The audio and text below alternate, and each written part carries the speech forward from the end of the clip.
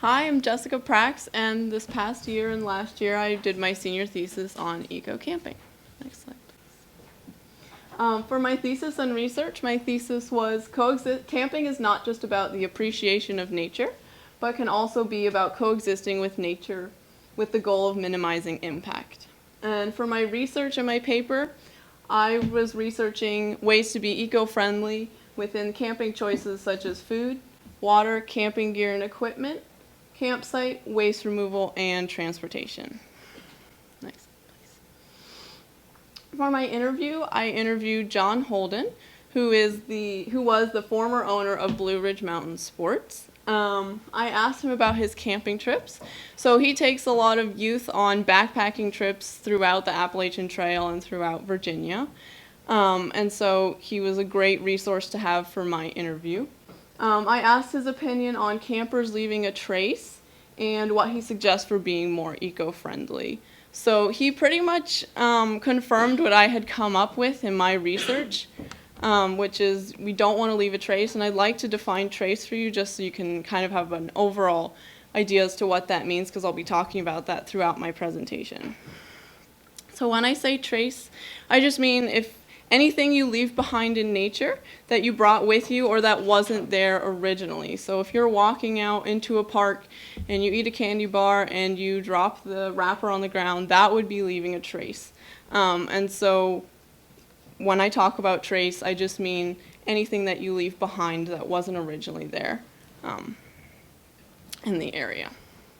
So John Holden was a really great resource. He really just confirmed that we don't want to leave a trace, and his tips were bring everything that you bring with you on your camping or backpacking trip. Just make sure to bring that back with you, back to be able to dispose of it properly in a trash can or recycling or compost or anything. And if you see any trash or anything that someone else has left behind, you can bring that back with you as well.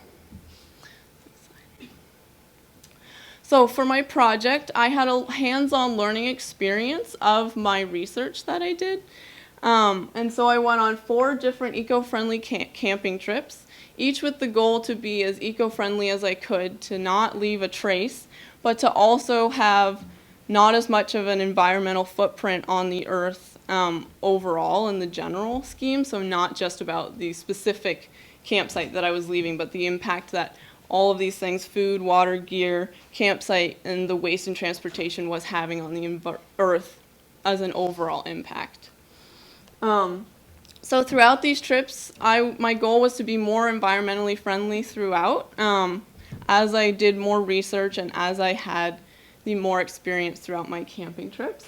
And of course, over time, I learned how to do this better, and so became more environmentally friendly throughout those trips. And so as a physical representation of those camping trips that I went on, I created a journal. So I journaled throughout my camping trips within these categories: food, water, gear, campsite, waste, and transportation. And so I just journaled about that as I was on the camping trips, what resources I was using or not using, and just my general experience of the camping trip. And just to add a more visual representation, I also took pictures within that. So that's just a screenshot of the cover of my journal from my senior thesis project. So the camping trips I went on, the first camping trip, as you can see down here in Asheville, this is Charlottesville where I live, my home. So I drove down to Asheville, North Carolina. I went to Hickory Nut Gap Farm. And that was August 30th to October 4th. The second trip I went to was the Festi Music Festival, which was right here. And that was in Roseland, Virginia. So that was from October 9th to the 11th. And this was all the previous year, by the way. And the third trip I went to Shipman, Virginia, which was from November 27th to the 29th. And the last trip I went back to Asheville to another farm in North Carolina, and that was from February 24th to the 28th.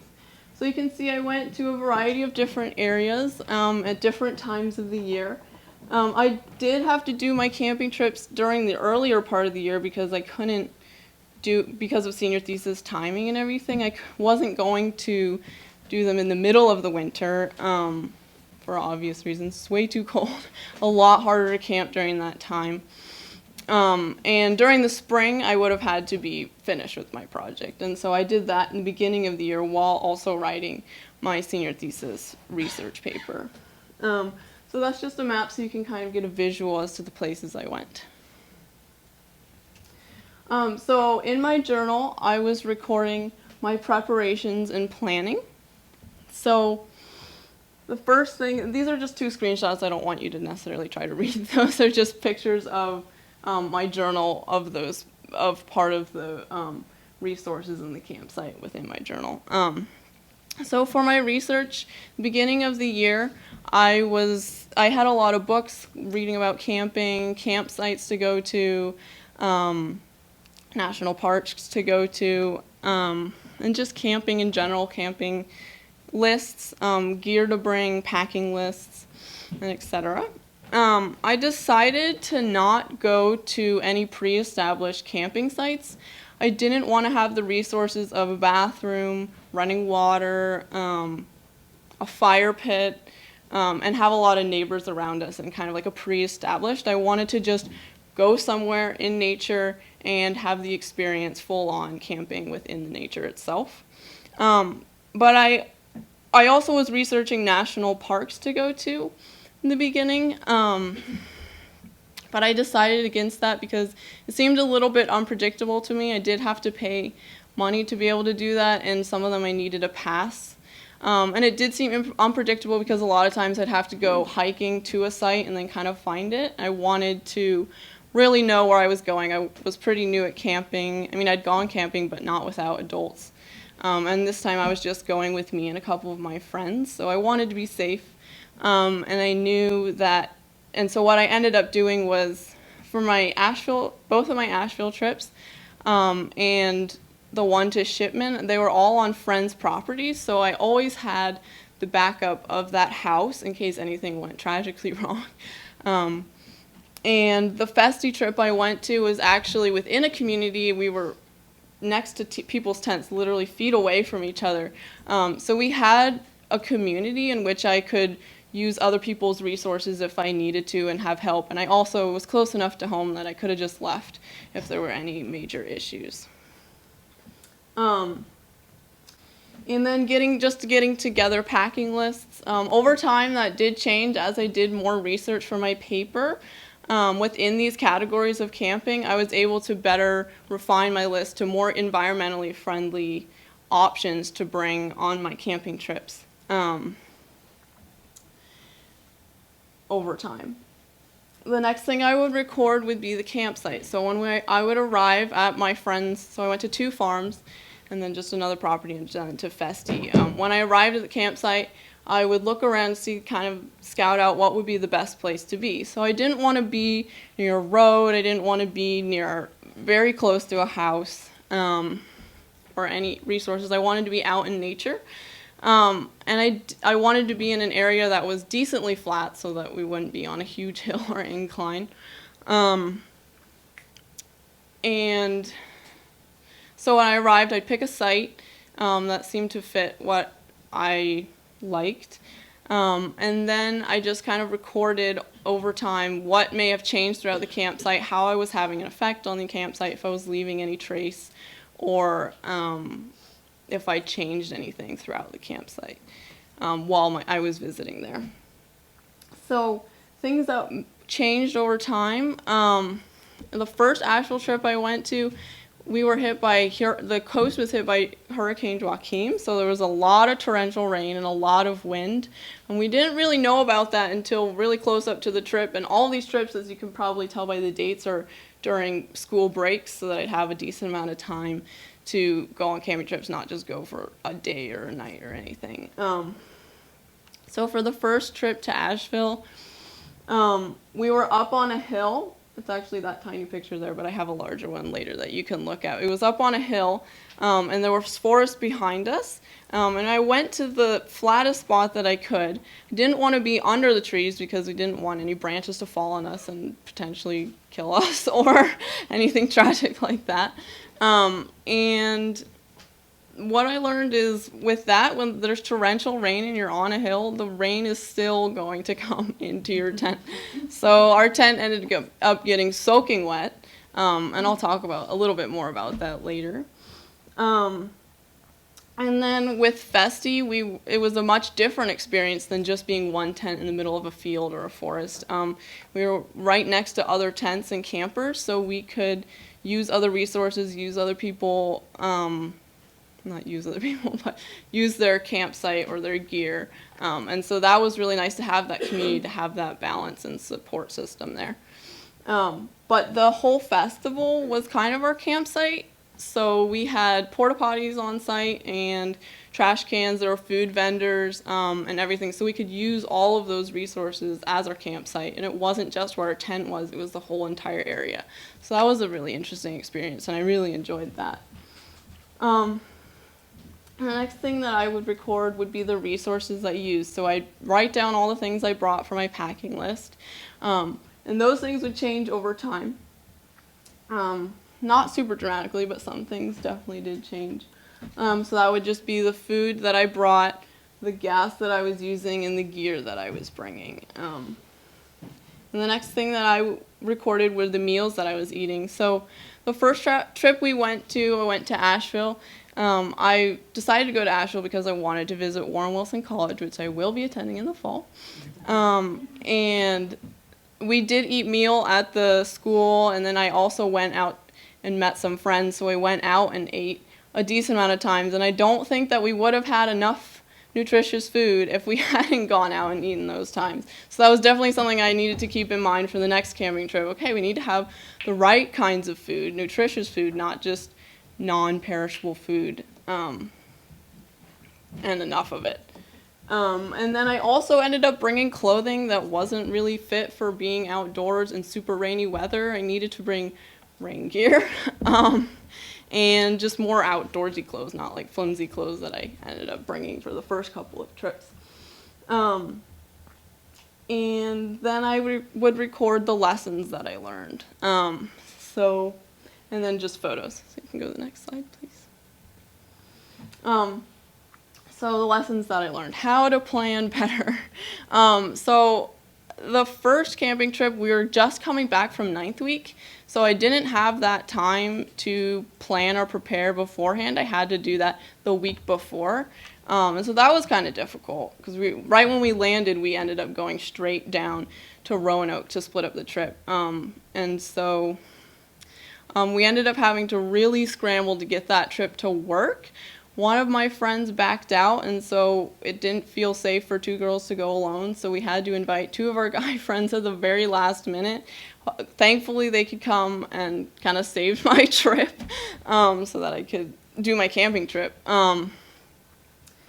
But planning ahead was really important, and then something to really plan for was weather. You never really know what the weather is going to be. You can look it up, you can plan for it, but just having the right amount of gear, I learned was really important. So over time, I did learn how to waterproof a tent after getting soaked twice. The first Asheville trip, as I was saying, there was a hurricane. We had to end up sleeping in the house the second night because our sleeping bags were soaking wet. You'd pick them up, it would be dripping with water. And I was like, this is not healthy. We don't want to be sleeping in this tent like this, so let's just go inside. After that night, we went back out to check our campsite, and the tent had rolled over. So we were like, well, we're glad we weren't in the tent for that. Another thing with weather is the first time we went camping to Asheville, we didn't have stakes for the fly of the tent. So we had to use sticks that we found on the ground to secure the tent. Obviously it was raining. They got really soggy. They broke. They blew away. So rainwater was able to get into our tent and get us really soaking wet. We did put a tarp on top of it, but the water was still coming down from the hill. so all of our gear got really wet. We had to pack it all up in bags. It ended up creating a lot of excess weight, especially for the gas mileage, not very good. And then trash bags. Our car was stuffed full. It took up so much more room than we anticipated. The Festi trip, we had a light rain, but it was fine. No other issues with the weather. And then in Shipman, I had a pop-up tent, and one of the braces broke during the Festi trip. And so I used wire and duct tape to try and fix it, but it still kept collapsing in. And I'll show you a picture of that later. And so we did know it was going to rain, so we put a tarp over it, but we didn't fully put the tarp over the tent because we didn't want it to be on top of the brace. And so we got soaking wet again because we weren't fully covered. And then the last camping trip I went to Asheville was definitely by far the best, being eco-friendly and just being able to camp better. So we put a tarp down beforehand because the ground was already wet when we got there. It started snowing while we were setting up camp, so we set up camp pretty quickly. We had a sturdy tent, a different tent, and we did have stakes to securely put the fly of the tent on the ground. So even though we did get, I think we did get some rain, we did get snow, we were dry and we were warm and we were fine. So that was definitely an improvement, learning how to do that and really taking the time to plan beforehand to make sure you have the right gear, make sure to invest in a good tent that's going to be, is definitely worth it. And yeah, having the right rain gear for that. I really learned how to ration my packing lists and gear better. In the beginning trips, I would bring food that had a lot of packaging and a lot of food that wasn't necessarily nutritious, more like snack food, because I didn't really know what I was doing, and I was just like, well, this isn't going to go bad, so I'll bring this. And then bringing the correct amount of clothing, not bringing way too many clothes for 3 days, and yeah, bringing the right gear, so having a camping stove, that was really helpful. And then having a backup plan. So like I was saying, I went on friends' farms so I could have the house if I needed to. And that was definitely something that I didn't realize that I would need, but definitely came in handy, especially the first Asheville trip, because we did end up using the bathrooms, the fridge, and the stove and the sink. And so that really helped me to see where I was lacking in being able to camp outside and be environmentally friendly. So the last camping trip ended up washing my dishes with a little bit of water on a gravel driveway with some leaves and grass so that I didn't get any of the water. I did it on the driveway so I didn't get any water on the grass or near any of the waterways so that didn't leak into it. And I brought a camping stove so I was able to not have to use indoor facilities for that. And that was what I learned within those. And then leaving no trace. So on the first camping trip we had in Asheville, we had a bag of trail mix that ended up getting really soaking wet. And that ended up, while we were packing away our stuff, that ended up getting dumped on the ground. And that was not something that I wanted to do. That's leaving a trace. Even though nuts and berries are biodegradable, we don't know how that is affecting the local ecosystems and environment that we are dumping that on. We don't know if animals can eat that, if that's healthy for them or not. So over time, I didn't leave any trace. I was bringing all the trash and all the food back with me. And I would recommend that for you guys too, not to just dump things just because, you know, oh, it's a plant, you can just leave it. You don't know how that's going to be affecting the environment. And then over time through my research, after I did a lot of my research, by the last camping trip I had finished my paper. I had done all of my camping trips except for the last one. So I really learned how to have a better eco-friendly mindset. So when I went to the grocery store, I had decided to be vegan a couple weeks beforehand, and that was an environmentally friendly choice, which I'll talk about a little bit later. And so I could really see, okay, this is what's important, that's what's important. I could see how to make better choices from the knowledge that I'd already gathered. So this picture over here on your left, that's our broken tent. As you can see, not really going to keep us dry, even though we had a tarp mostly on it.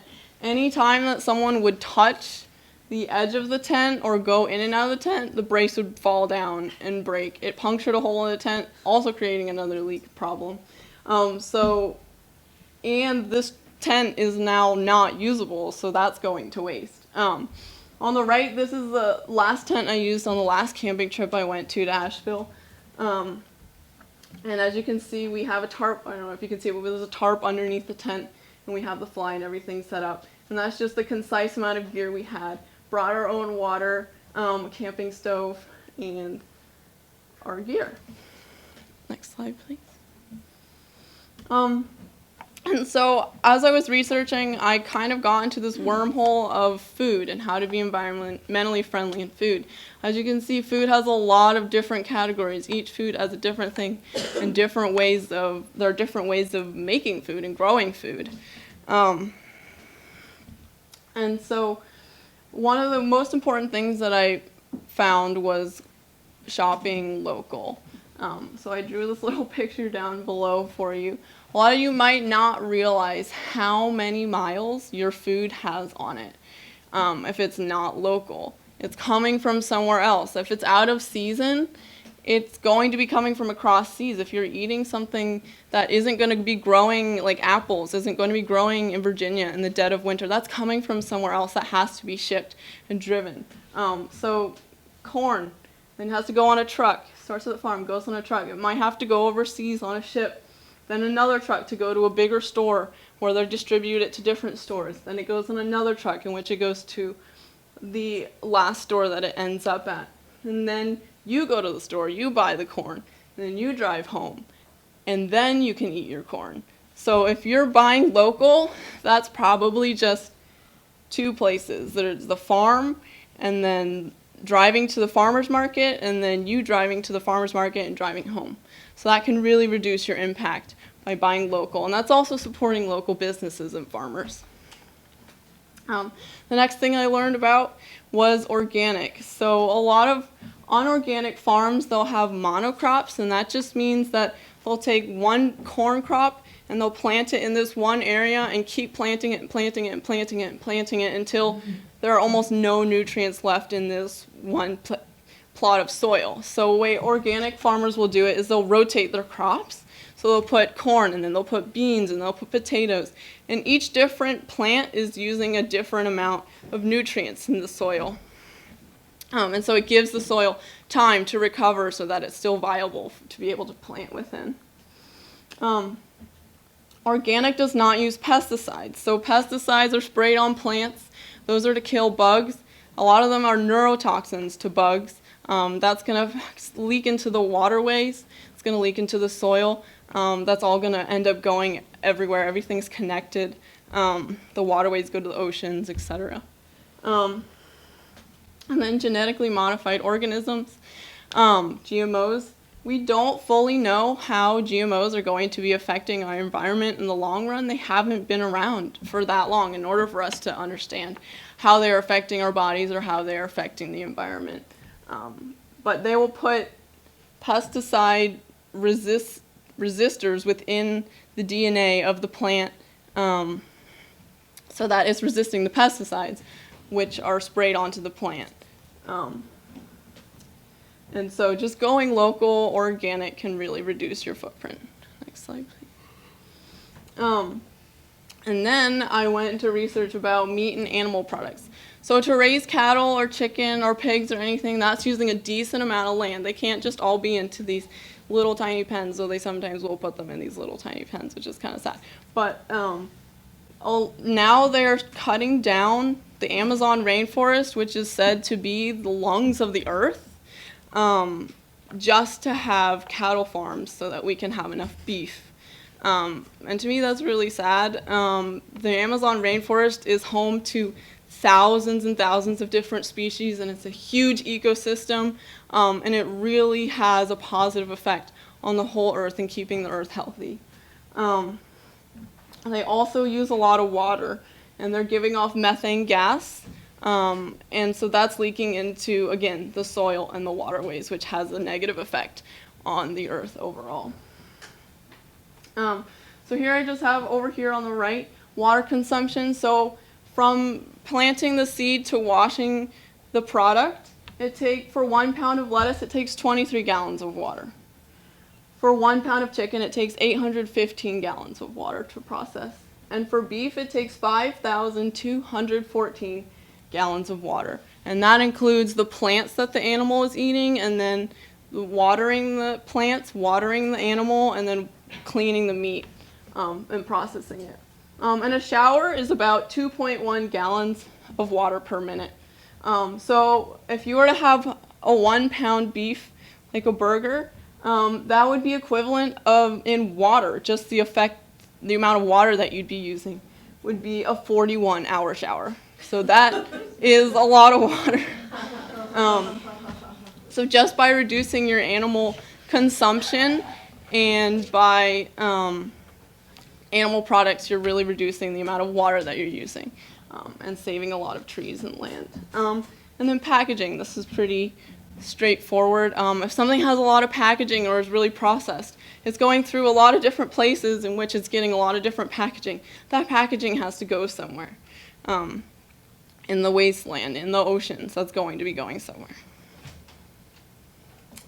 And so here on the left, I have a picture of the first food that I brought on my first camping trip to Asheville, and on the right, I have the last camping trip that I went to Asheville. So as I said before, on the last camping trip, I had become vegan a couple weeks before, based off of a shocking documentary I saw, Cowspiracy, which kind of gave me those facts, which I also looked up on more credible resources. And so on the left, you can see I have a lot of cans. I have boxed mac and cheese that has a lot of packaging. I have boxed coconut water and milk. Just a lot of packaging, bars. And then on the right, I got lentils and rice and beans from the bulk section. So from bulk in the stores, it just comes in directly. You can take as much out as you want. You don't have to buy all this packaging and everything extra with it. And I also my sister has chickens in our backyard, so it wasn't fully vegan. I had eggs and I think honey. But I felt okay about the eggs because I knew my sister they were right in our backyard, and so she was taking really great care of them and everything. I just have more fruits and vegetables from that last camping trip. And so here I have 2 different meals that you might have while camping. You might enjoy this one better, I don't know. But here I have hot dogs. They're actually chicken, so they're not using as much water as maybe beef or pork would be, but there's a lot of packaging here. This has to go to waste. This is going into trash. A bag of potato chips. This has a lot of processing too, so that's going to be going through a lot of different processes using water, using other resources.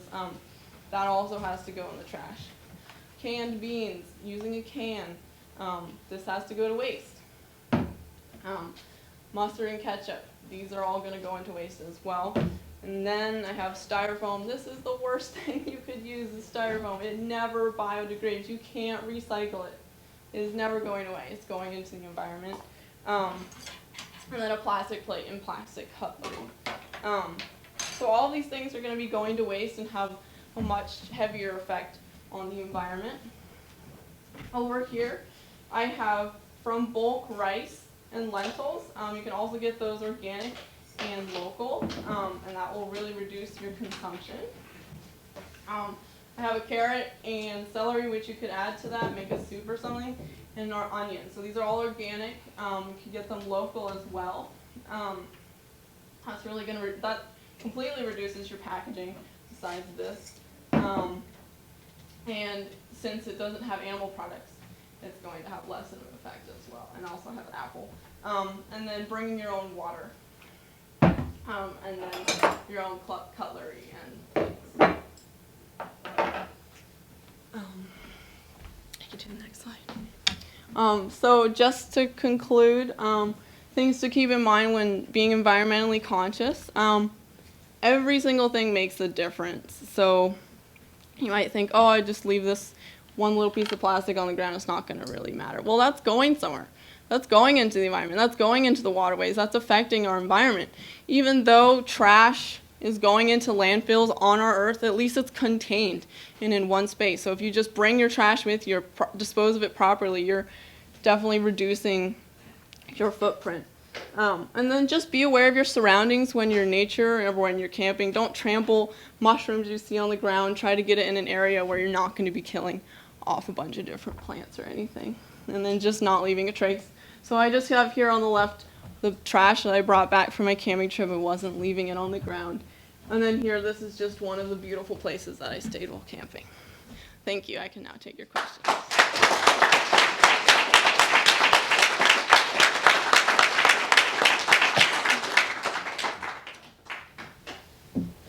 Sana? Oh, alright, so for your camping trips, other than the Festi, what would a typical day look like? Like, what would you do in a day? You talked about sleeping and everything, but what would you do during the day? So the first trip I went to in Asheville, I did go and visit Warren Wilson.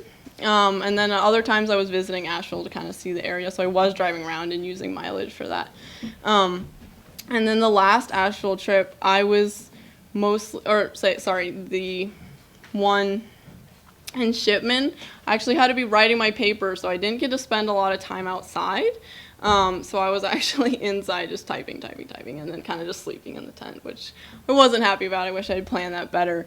And then the last Asheville trip, just kind of hanging out around the campsite, walking around, and then also going into the town. Thank you. Sage? Did you like the Festi environment better, or did you like being out one-on-one? I liked both for different reasons. With Festi, I really did enjoy the whole entire community, to be around other people, and to have other people as a support, and to be around people who are also camping. But I also liked being alone and just being able to be in nature by myself, and well, not by myself, but with the people I was with, and just enjoy the quietness in the space. Elizabeth? You mentioned about taking people with you for like safety. What are other ways that you, I guess, like were safe when like doing this and making sure that, you know, your personal safety is? Well, having the backup of the houses was definitely one thing. I knew that I could always go stay in a house if anything went wrong. And then I also had my car, so if I needed, and I was close enough to a road or to my car that I could get to it if I needed to go to a hospital or anything. I don't know that I don't think, sometimes I think I didn't have service, but on all the trips I could have gone to the house, or in Festi just asked someone else for help if I needed it. All right, thank you.